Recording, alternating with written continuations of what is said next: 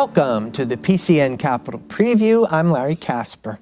Today's topic is third-party access to the ballot in Pennsylvania. But first, we're joined by Stephen Caruso, Capitol reporter for Spotlight PA. Stephen, you filed a story about lawmakers and their to-do list for this fall. Near the top is public transportation. Why is that a priority? Well, public transit's a priority because agencies are dealing with a funding gap right now. Because of the COVID-19 pandemic, they lost some ridership, and that hurt a lot of agencies, from SEPTA and PRT to small agencies in rural counties that take drivers or drive older folks to doctor's appointments. The federal government gave them some money in stimulus deals, but they're now dealing with a shortfall between what they need to operate and what they're used to taking in. So they're asking for more state subsidies. Right now, the state gives about $2 billion a year.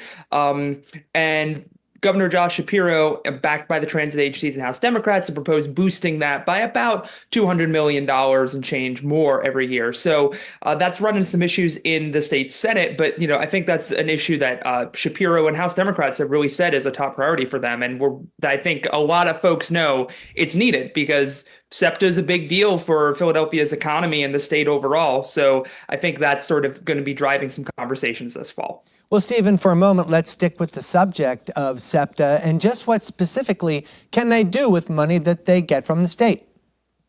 So the state transit funding is basically divided between two pots. Some of it's capital resources. So this is money that could be used by an agency such as SEPTA to, help them acquire federal dollars or go to the private market, float bonds, and build things, buy new buses, build new bus shelters, build whole new transit lines. Others, operational aid. This is the money that will, pay your drivers, pay your maintenance workers, pay for the gas that goes in the buses. And they're asking for more operational aid. Capital money is its own conversation, and it's tricky in and of itself, but they just need more money to make sure that they can pay competitive salaries to drivers so that every morning when somebody goes to a bus stop to get to work, a bus is showing up at the time they say it's supposed to show up. And of course, riders want fares to stay low, too. So is that being addressed in any way? Yes, SEPTA has recently effectively a 50-cent fare hike for riders by getting rid of a discount they're providing to folks if they didn't pay with cash. If you had a SEPTA key card or you tapped a credit card, so that's already gone up. Senate Majority Leader Joe Pittman, like I said, who's been skeptical of this, said he thought that was a good sign. I think the biggest thing is that the Senate Republicans don't want to put too much state money into this. The state has this structural deficit. They don't want too much more regular spending coming out of the Treasury every year. But, there's still more work to do. He suggested skill games could be a funding source for this, create new revenue that goes to new spending. But that's its own politically tricky issue that will require navigating the General Assembly, particularly Senate Republicans who are all over the place on that issue. I understand another priority in your article was something to do with utility shutoff protections, and that sounds important. Briefly, what's in place now and what might be changed or updated? So basically, in 2004, the General Assembly passed a law that tried to create a deal between utility advocates and utility companies, where utility companies would have a more clear path about how they could shut off services to delinquent customers with a handful of protections, such as a winter shutoff moratorium. So you can't end somebody's service between December and March.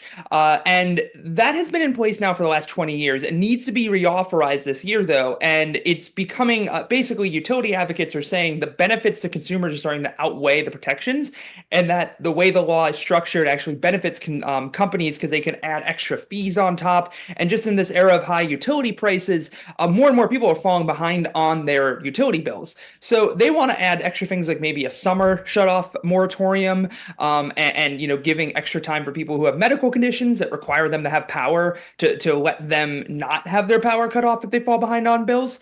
But utility companies are saying, that would just incentivize people to not pay their bills, and it's becoming a real standoff. What happens if this isn't reauthorized? It's hard to say. Utility companies say it will result in some chaos. Utility advocates say a lot of this is already regulation, but that's a big debate lawmakers have to solve in the next couple of months. Stephen, here's another item that appeared on your to-do list for legislators this fall, and it has to do with establishing new rules for hospitals. Briefly, what is being worked on there? Well, House Democrats have really talked a lot about healthcare access. It's not just abortion. This is also just generally your ability to go get emergency care at a hospital or, any sort of treatment. This is a partisan issue. Hospitals are a powerful lobby. Democrats and their allies are backed by the nurses unions and just nurses associations. It's actually a politically thorny issue. But the main thing I would point to is that there's this bill that has bipartisan support and like cross ideological support to basically force hospitals to release the prices of all of their services, which is actually not very easily accessible information for people who are, about to go to the hospital. They know how much the treatment they're going to get is going to cost. And Senate Majority Leader Joe Pittman expressed interest in that in an interview with me. So that's definitely something I'm keeping an eye on. And I understand limiting the number of patients a nurse can attend to, certainly that's something our viewers can relate to. Yeah, that's another that's a very big ticket item. House Democrats have passed that. It's very supported by SEIU. That would basically just say that nurses can only have so many patients, as you said. In hospitals, it would depend upon what unit they're in, from ICU to just general rehab. And I think that one's more complicated. Hospitals really don't like it.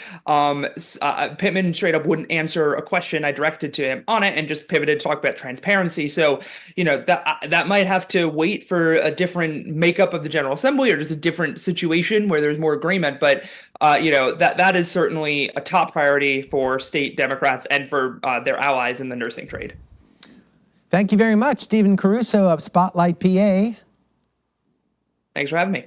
More of the PCN Capitol Preview after a short break.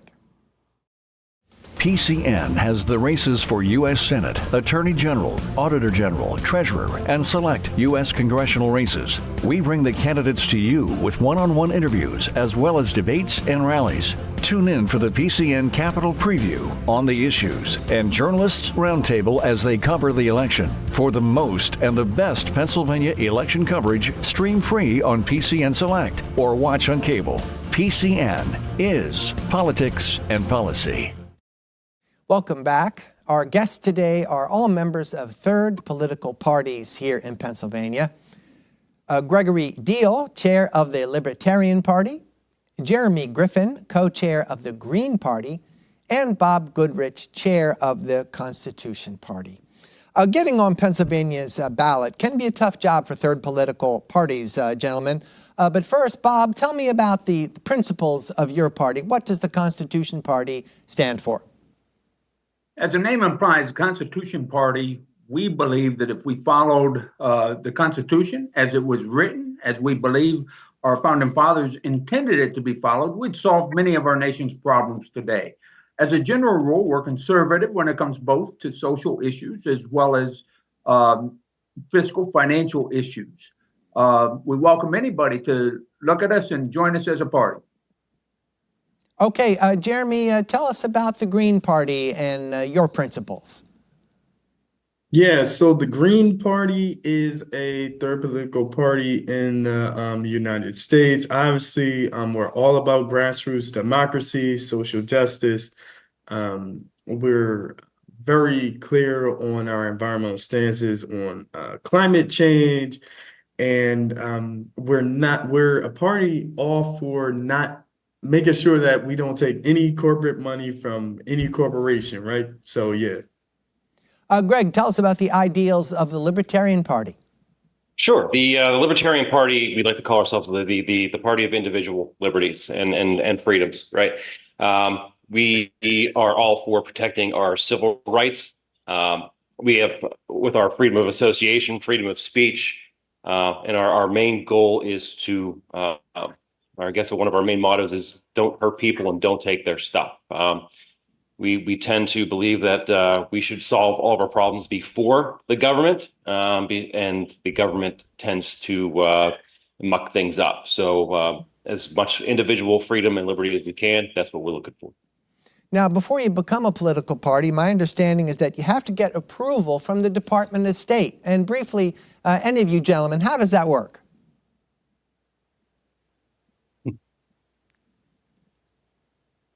Okay, well, I guess I can start there. I believe we start as a minor party, and then we have to hit certain percentages of votes to reach minor political party status in any statewide election. In Pennsylvania, that's 2% of the largest vote getter in the state.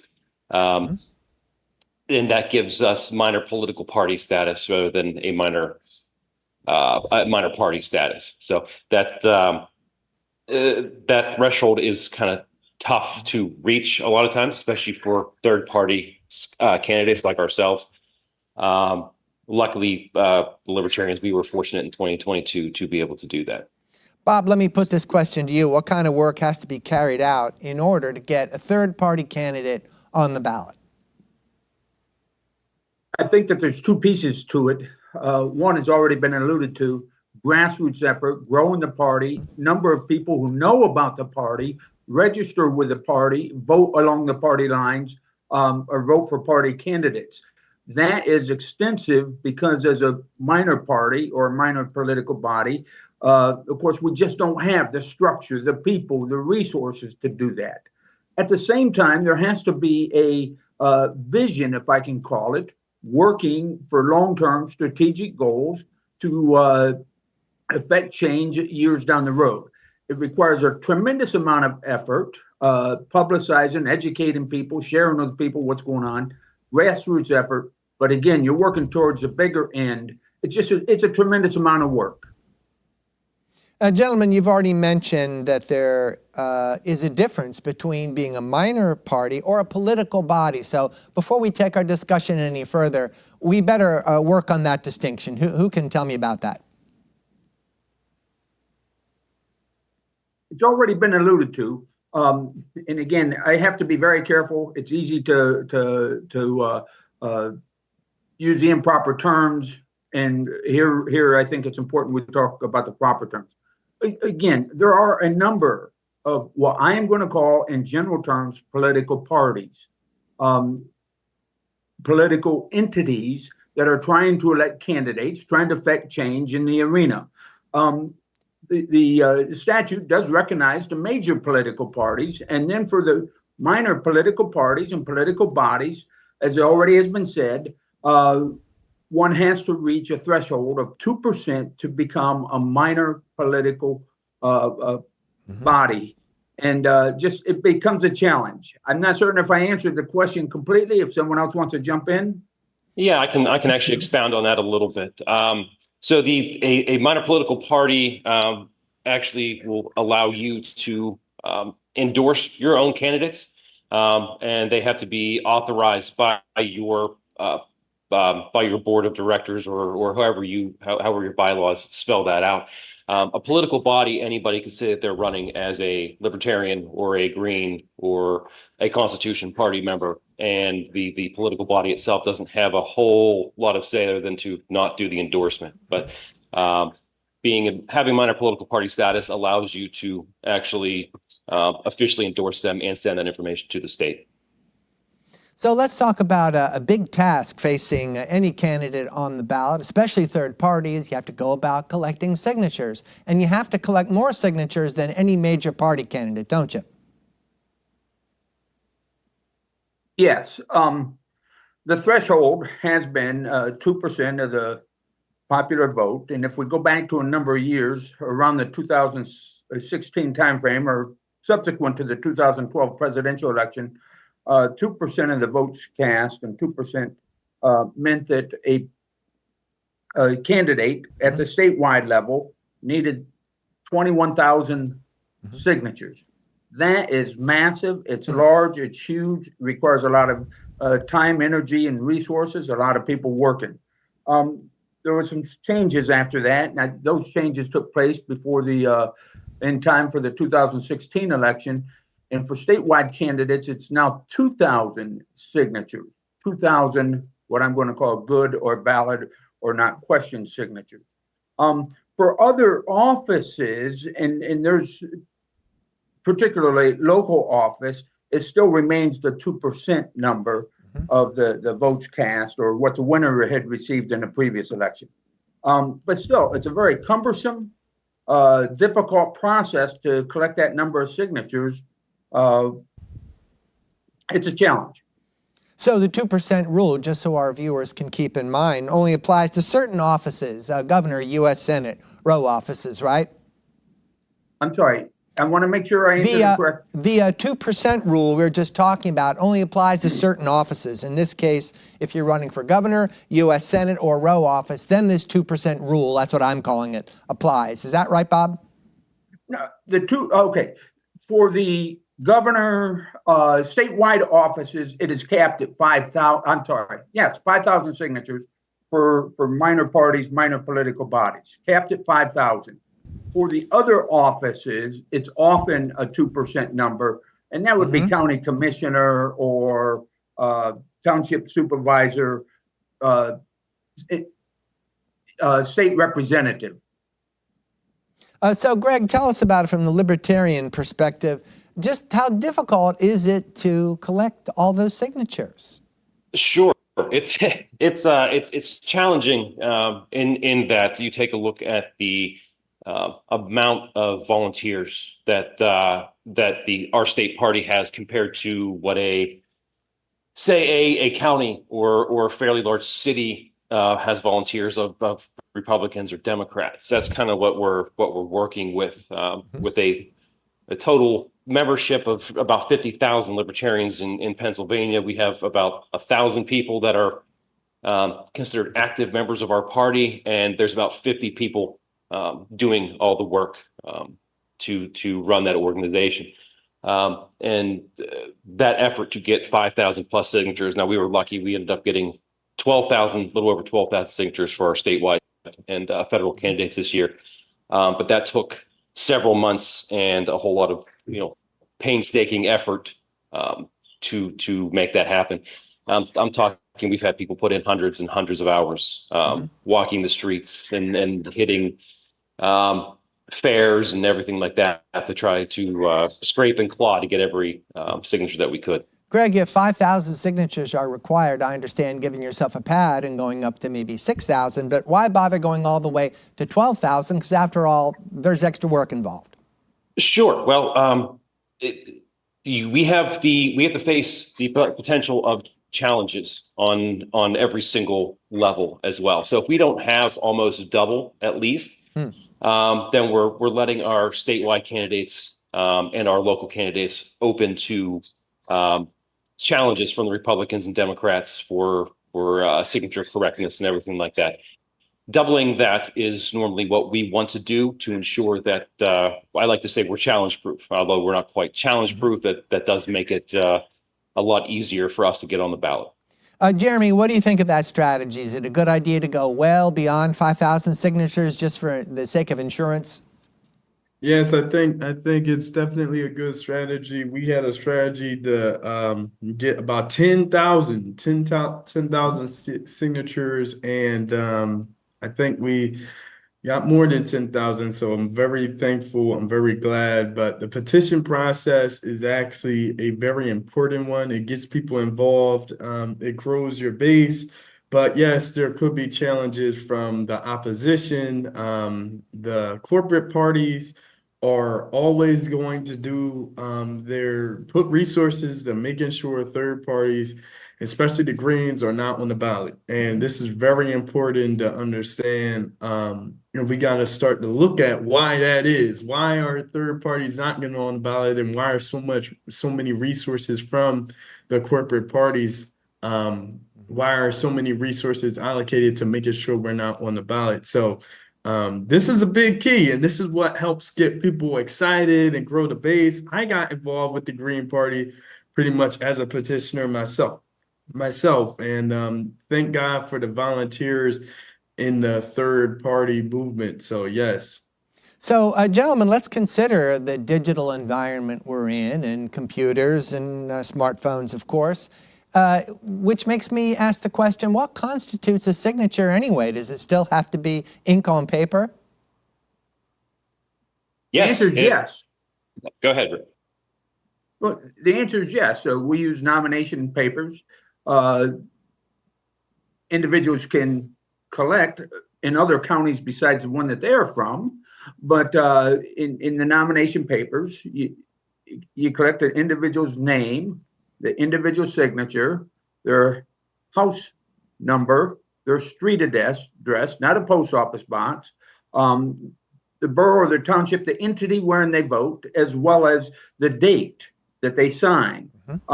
If any of that data is incorrect, that's an invalid signature. That invites, as Greg already said, it invites a challenge. And so it is ink on paper. Bob, is there any other way to collect these signatures besides the obvious way of going door to door? That just strikes me as being time consuming. Maybe you have events where potential signers come to you. Tell me about it. Okay, I want to be careful, and the other two can speak for their parties. Within our party, we try to develop a strategy whereby individual petitioners, people who are part of the party, will collect signatures door to door of people they know at meetings. And I would just tell you that those signatures as a whole are good, valid, because I know the people. I know where they live. And so the signatures can be from anybody whom is living within that voting district. If it's a statewide office, any resident of the state of Pennsylvania who is registered to vote. The political party or political background doesn't matter. So we can collect from any political party. But again, the person must be a registered voter. Again, part of the strategy is going door to door. Those are valid, very good signatures.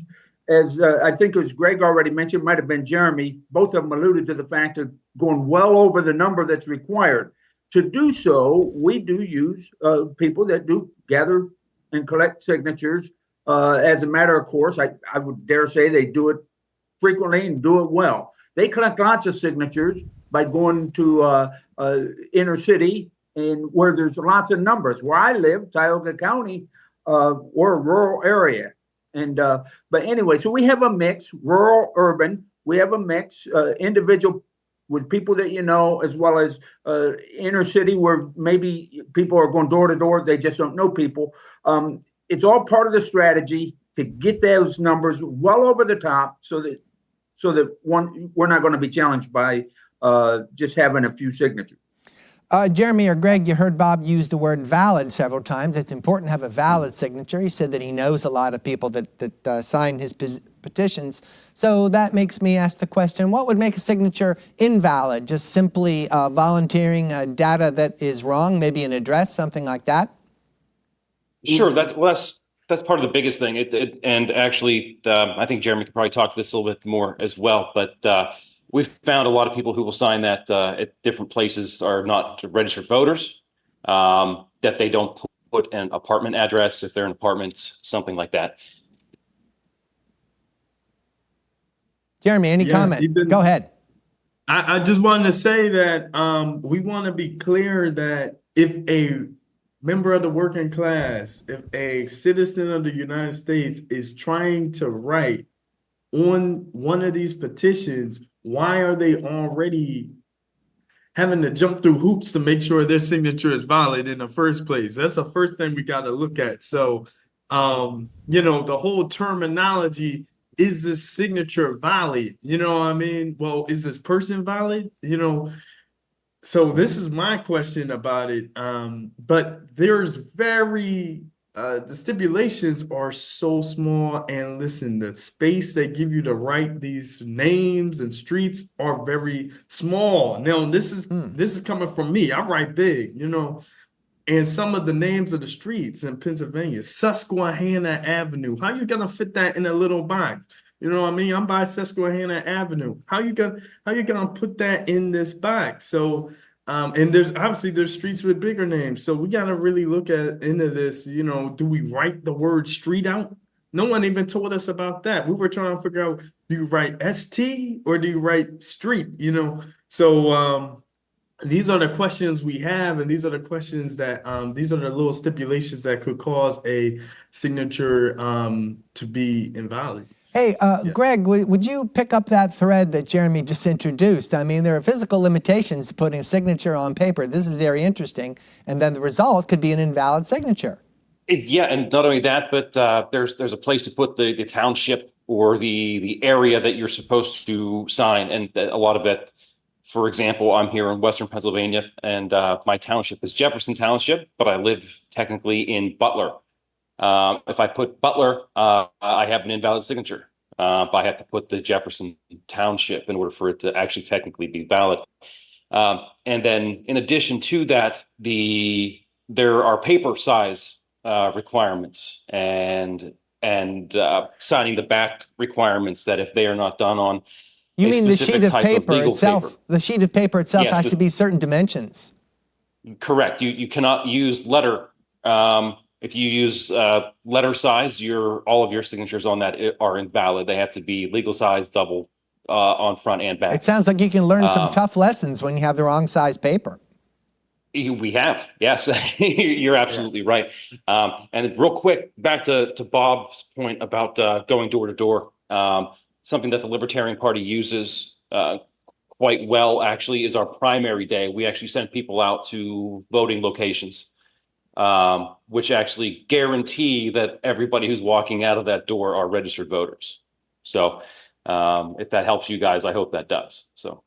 Jeremy, Greg, and Bob, take a break just for a minute, representatives of third political parties here in Pennsylvania, because we're going to take a look at program notes for PCN. PCN goes on the road to discuss election 2024 with students and faculty at the University of Scranton. The panel will have a political science professor, a journalist, and a political consultant answering students' questions. That starts at 8 o'clock this evening. Tomorrow, our On the Road Election 2024 series continues at Mercyhurst University with a spotlight on the legalization of marijuana. Students, faculty, a journalist, and a district attorney will participate. That's tomorrow evening at 8 o'clock. On Wednesday, Focus on Aging Adults returns with the help of the AARP of Pennsylvania. The subject will be family caregiving. Representatives from the AARP of Pennsylvania, the state's area agencies on aging, and the state's Alzheimer's Association will be the guests. That's on at 7 p.m. on Wednesday. The public affairs coverage you watch on PCN TV is now free on the internet. Go to PCNTV.com and check out our streaming service, PCN Select. PCN is a 501c3 nonprofit television network that receives no government funding. We rely on viewers and donors like you to help PCN bring you everything Pennsylvania. To make a donation, visit PCNTV.com. Now let's get back to our guests and talk about third-party access to the ballot. And the show isn't complete, of course, until we explore the candidates you have running for office. So how about, let's go to Greg first. Greg, can you tell us about the offices that your party has candidates for? Sure. I believe that we actually have 11 candidates on the ballot throughout the state of Pennsylvania this year. We have our presidential, vice presidential candidate, Chase Oliver, and his vice presidential ticket, Mike Termat. Two great individuals who believe in individual liberty. I'm looking forward to seeing them out in public. Actually, they'll be in Pennsylvania here on September 28th. Our U.S. Senate candidate is John Thomas. He's a good friend of mine from Armstrong County. He's a great individual, a very intelligent teacher. He has some great ideas. We also have a treasurer candidate in Nick Zaselski, an auditor candidate in Reese Smith, and our attorney general is actually our former chair of the Libertarian Party of Pennsylvania, Rob Coburn. And then we also have a U.S. Senate candidate out east, and we have 4 or 5 state representative candidates. So we were able to get 11 total candidates on the ballot this year in Pennsylvania. Okay, thank you, Greg. Jeremy, how about the Green Party? Give us some highlights of some candidates for some statewide offices there. Awesome, fantastic. So we got about 3 candidates that will be on the ballot in November. I'm super excited. Jill Stein, Butch Ware. Jill Stein, one of the best, if not the best presidential candidate in decades, honestly, changed people's lives. Jill Stein will be on the ballot this year in Pennsylvania for U.S. president candidate. And then we got Richard Weiss. We got an attorney general candidate, super excited. He's a defense lawyer, Richard Weiss. and Layla Hazou in Northeast Pennsylvania. I believe she's running for U.S. Senate. So she another great candidate. Very good stuff and very involved in the Free Palestine movement. So yes. Greg, let's move to you in the Libertarian Party. Tell us about the candidates you're getting excited about. I think I already went. Maybe. Sorry. That's all right. Sorry about that. I meant to say Bob. Bob, Okay. you go ahead. Again, representing the Constitution Party, we just learned on Friday, Pennsylvania Supreme Court did not permit our presidential, vice presidential candidates to be on the ballot. So we lost in our efforts there. We collected enough signatures. If you want me to go into details of what went wrong, I can do that. The bottom line is the 19 electors, when you collect signatures relative to president and vice president, you also have to identify 19 electors. We failed to submit the what's called candidate affidavits for the 19 electors. I am responsible for that as a party leader, and we did challenge it in court because in my mind, an elector is not a candidate. But in any case, that ruling came against us. So our presidential, vice presidential candidates not on the ballot are Randall Terry and Stephen Broden, two magnificent men who are qualified leaders. At the other statewide offices, our treasurer, the rest of these people I'm going to mention are on the ballot. Our treasurer candidate is Troy Bowman. Our attorney general candidate is Justin McGill. I am the auditor general candidate. And of course, I think my plug is, as a third party guy, who better to audit the books and make sure that the money's being spent properly than an outsider. So that's my plug for myself. U.S. Senate candidate on the ballot is Marty Felker. He's a truck driver, and he's also a member of the Clara and Limestone School District School Board. Very qualified individual as U.S. Senate candidate. Then we also have Ron Johnson representing Oil City, 64th Legislative District at the for the Pennsylvania House. Those are our candidates that are on the ballot, and I mentioned, of course, the president, vice president are not on the ballot. Greg, let's take the discussion back to you and consider the third-party candidate as a potential spoiler.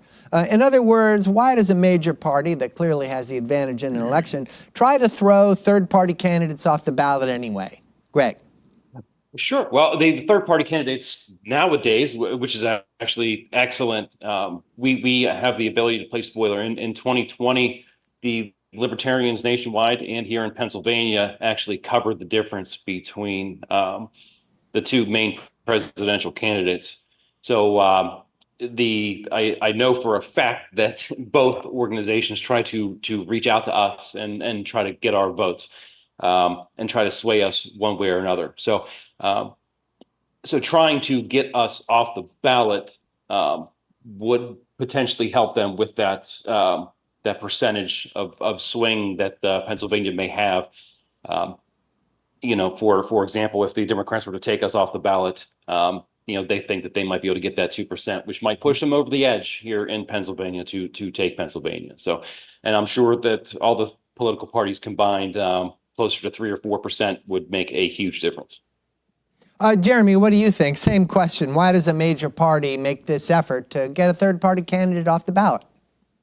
Well, let me just start by saying the Green Party is not a spoiler, and we never have been. People who vote green, period. And that's where I want to stand right there. Now, I will say this. If you look at the numbers and stuff, I will say this. I can comprehend logically how someone could come to this conclusion if they were in the leadership of one of the corporate parties, and they may look at a Libertarian Party or a Green Party and be like, oh, these people are quote unquote on the left, these people are on the right, they could be voting for our candidate, but instead they're voting for blank candidate. I could see logically. But a lot of the time, the people who are voting third party were not going to vote anyway, or they were going to vote third party.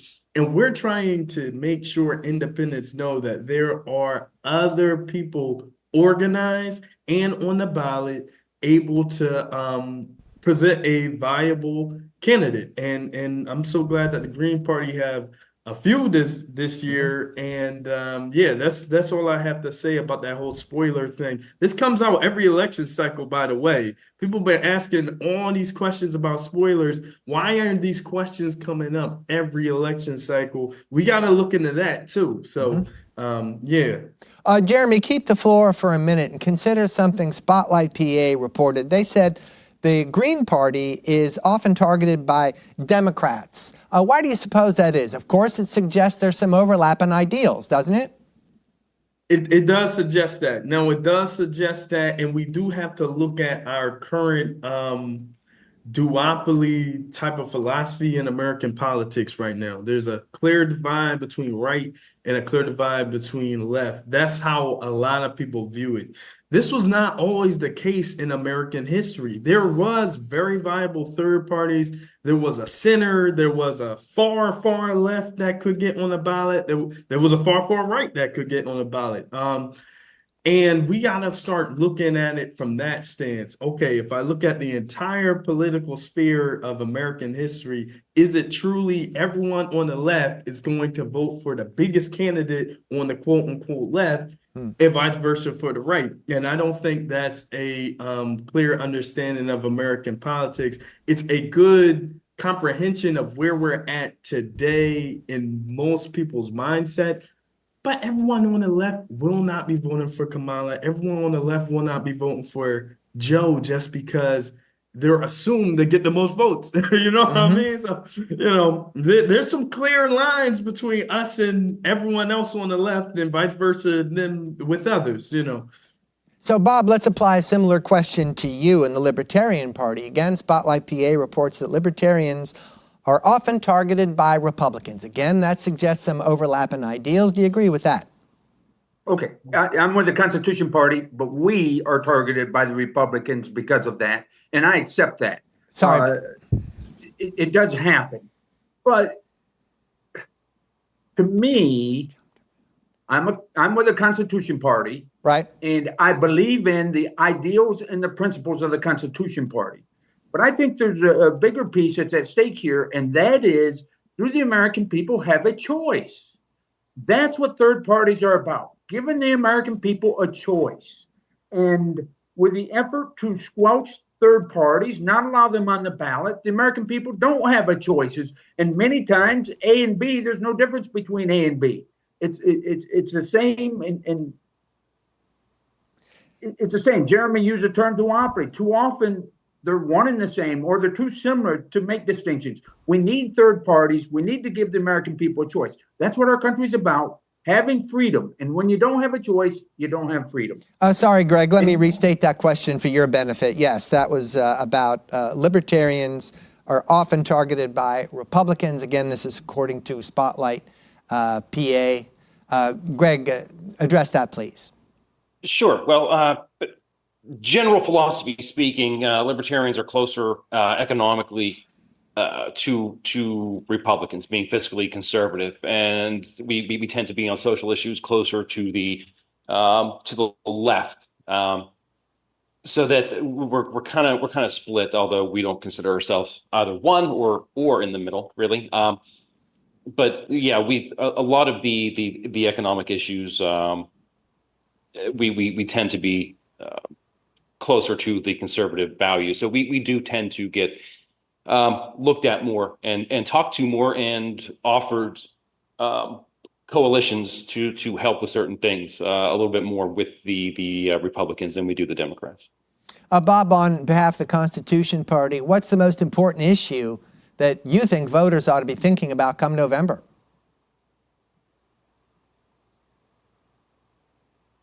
For me, and for our party, it is the right to life. We oppose abortion. We value life. And if we can't protect life, what good is liberty and pursuit of happiness? Jeremy, how about you? Same question. Most important issue for you in November? I give you two. Free Palestine, right? That's where we're standing on this. and election reform. We got to change the election. We got to reform our election system pronto, right? And Greg, how about you? Most important issue in November? Yeah, for me, for us, it's the fixing the economy and ending the wars. Those are the two biggest things. Now we're going to take our program full circle here, gentlemen, and I asked you about the ideals of the party at the beginning. And how does your party's positions contrast with the big political parties? I'm sure for some of our viewers, they want to know how any of these smaller parties are a viable alternative to the major parties. Why don't we start with Jeremy? Okay, let me start off by saying the Green Party has not taken any corporate money, and that differentiates us from a lot of parties, even some third parties, okay? But for sure, the Republicans and Democrats who are actually funded often by the same corporations, you know what I mean? It's the same party, you know what I mean? And this is why we say the corporate party. At the Green Party, we say the corporate party to refer to the two parties, you know. So if you're looking for candidates that are fighting for the people, the stuff coming out of their mouth, the stuff they're writing is from themselves and not influenced by corporate funds, the Green Party is the party for you. And I want to be clear about something. This is what differentiates us from almost all the most important parties in this country. This is what differentiates us from them. So yeah. How about you, Bob? You go next, please. Yes, sure. In the topics that Greg and Jeremy hit on, free Palestine, election reform, economy, ending wars, excellent topics. I started off by saying the Constitution Party believes that if we followed the Constitution, we'd solve many of our nation's problems. We would not be the world's policemen. We would have less bureaucracy and less regulation, and therefore help the economy. We could fix things like election and questionable elections. I believe that for the most part, most Americans who understand the Constitution, we are in line with. Those who don't understand the Constitution, probably we're not aligned with or we're off kilter with. That brings it full circle in my mind. How about you, Greg? How does your party's positions contrast with the big political parties? Sure. Well, I believe that with the big political parties, we're the only ones who actually want to bring our troops home. Out of those two political parties, we don't want them overseas. We want to end these wars, and one of the best ways to be a I don't want to say a patriot because that's kind of taken on a strange term nowadays, but really support our military is to bring them home from overseas, keep them out of harm's way, and we need to fix the economy. Things are so much more expensive for everybody, especially the middle and lower class, and the government interference is a lot of what's causing it. So we need to get the government out of some of that and be able to help ourselves. Here at PCN, we're interviewing candidates running in November's election, including candidates from third parties. And some of these candidates say to us in the course of interviews, they know they don't have a chance to win the election, but they see some other kind of value in running, perhaps an educational one. Who wants to comment on that? Yeah, I would like to comment on that. I don't think that was a Green who said that, because Greens have a possibility to win. You know what I mean? Sure. I want to be clear about that. And I will say this though, a lot of these elections is actually about growing the base, and that's one of the biggest benefits. I can't stress this enough. I think that's why I'm in politics right now. The growing of the base, the strengthening of the working class, the grassroots. This is the stuff we really have to work on, and that's the very big benefit of grassroots elections and third-party campaigns. So grassroots campaigns, third-party campaigns really do grow the base. It strengthens the grassroots. So yes, I will say there's an education aspect to it, but our candidates can actually get on the ballot, and we can win. So I'm excited. How about you, Greg? How do you view the value of running as a third-party candidate, especially when the odds may be against you? Jeremy's confident about his Green candidates. Sure, and I actually I love my Libertarian candidates as well. If it were up to me, we'd have Libertarians all over the place, obviously. But a lot of it, I think Jeremy's right in the political landscape that we have here in Pennsylvania and in the country. Third party candidates are often pushed down. So getting somebody on the ballot, seeing their name in November, whenever you walk into the ballot box and continuing to see that Libertarian or that Green Party beside it or the Constitution Party beside it, it helps to broaden the base. It helps to bring more exposure to the third parties, and it opens people's eyes a little bit to be able to actually maybe Google search what is a Libertarian, what is a Green Party, what is a Constitution Party, and realize that a lot of people don't actually fit into the typical Republican Democrat paradigm, that they end up more being closer to a Constitution Party or a Green Party or a Libertarian. And that's what really strengthens that grassroots and grows our base. Bob, I'm going to give you the last word on this subject. About 30 seconds on the value of running for office when you're not in a major political party. Okay, I'm sorry. The ultimate goal is to win. But if you can't win, you want to influence and get the issues out in the public's eye so that the public is aware of them, and an informed public can vote. And, even when a person loses, he can influence the process of politics. And again, a piece of it is educating the public, getting them informed. But winning, while it's great, we can still influence the process by simply running candidates. Gregory Deal, chair of the Libertarian Party, Jeremy Griffin, co-chair of the Green Party, and Bob Goodrich, chair of the Constitution Party. That's all the time we have, gentlemen. Thank you for joining us. Thank you, Larry. Thank you. PCN's Ellen Franz talked to Representative Brad Roy about his proposal to bring back online cast ballot tracking. Representative Brad Roy, welcome to our program. You've recently introduced a bill that deals with election transparency via a website. Can you tell us about that bill? Yeah, my bill is pretty simple. My bill would mandate that the Department of State returns to the process of where they put on their election return website how many precincts have reported and how many precincts have not reported. They took that away from the public 3 or 4 years ago, and we're going to have them put that part back on. Why do you feel like this bill is important? When any citizen looks at the Pennsylvania Department of State election return website, they can no longer tell if most of the votes have been counted or if they're just starting to receive results. They used to show on there, it would say, 1,000 out of 9,000 polling sites reporting. So you could see they just started counting, or it might say 8,950 out of 9,000 polling sites reported. So, you know what? My candidate's behind, my candidate's ahead. It's probably not going to change if there's only a few precincts that haven't reported yet. They took that away. They need to put it back. Is there a value in making the number of precincts that, counting their number of ballots they got in, is there a value into making that public?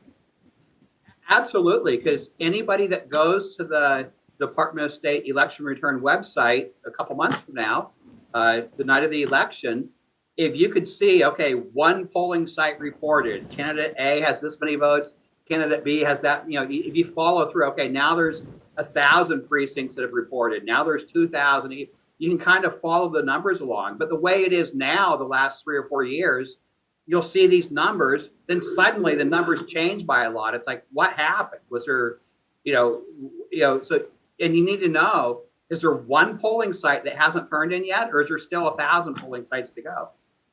The Department of State said they took away this online website because the total did not include mail-in ballots. Do you agree with this reasoning? That is ridiculous. Counties, they take the totals from the machines at the polling sites, the scanner number from the polling site.